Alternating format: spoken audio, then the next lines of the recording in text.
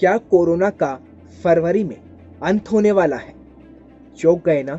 लेकिन आजकल कुछ ऐसी ही भविष्यवाणी की जा रही है।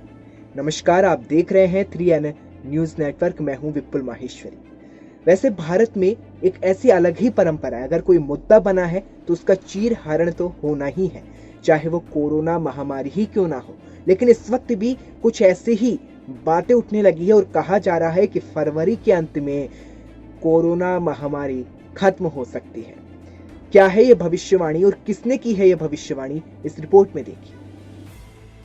आप लगातार सुनते आ रहे हैं कि भारत में कोविड-19 से बड़ी राहत मिल रही है, क्योंकि नवंबर में केस थोड़े कम दिख रहे हैं। देश में नंबर का खेल विज्ञान और तकनीक विभाग की उसी पैनल ने दिया है, जिसने भारत के लिए कुछ खास सुपर मॉडल बनाकर अनुमान दिया था कि फरवरी 2021 में भारत से महामारी खत्म हो जाएगी।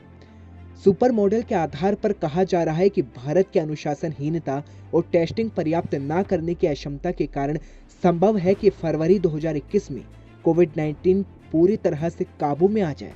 इस पैनल ने अपने सुपर मॉडल के मुताबिक अनुमान दिया है और फरवरी 2021 तक भारत से महामारी लगभग खत्म होने का संकेत दिया है। भारत में इसके बाद और कोई पीक या संक्रमण की लहर नहीं आएगी और फरवरी 2021 में तकरीबन 20,000 एक्टिव केस ही रह जाएंगे। इसका कारण भी बताया गया है। बताया जा रहा है कि जिन केसों की पहचान ही नहीं हो सकी है वो बहुत बढ़ चुके हैं। पैनल के मुताबिक भारत की 60% आबादी या तो संक्रमित हो चुकी है या फिर इम्यूनिटी विकसित कर चुकी है। विश्लेषण में कहा गया है कि 60% आबादी में एंटीबॉडी है। इस अनुमान का आधार यह है कि त्योहारों के मौसम के बावजूद कई राज्यों में संक्रमण में उछाल नहीं दिखा। दिल्ली में जरूर दिखा और उत्तराखंड में मेघालय में भी फिलहाल केस बढ़ते दिखे हैं।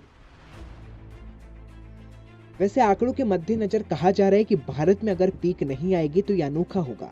कई देशों में कई पीक देखी गई है। यूके में एक और पीक चल रही है तो जर्मनी और स्वीडन में यूके में एक और पीक चल रही है तो वहीं जर्मनी और स्वीडन को हर्ड इम्यूनिटी के बावजूद दूसरी बार लॉकडाउन लगाना पड़ा है। इधर भारत में सिर्फ सितंबर में ही एक पीक देखी गई और उसके बाद से लगातार संक्रमण कम दिख रहा है।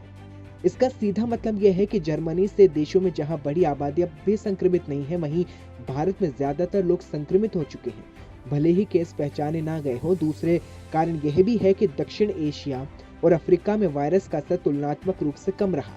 संभव है कि यहाँ युवा आबादी ज्यादा होना बड़ी वजह हो सकती है और कुल मिलाकर जानवरों की माने तो देश में हर्ड इम्यूनिटी के संकेत साफ है और फरवरी तक संक्रमण पूरी तरह से काबू में हो सकता है। इस तरह की बातें की जा रही है, लेकिन अब देखना यह है कि क्या ये भविष्यवाणी वाकई में कारगर साबित होगी।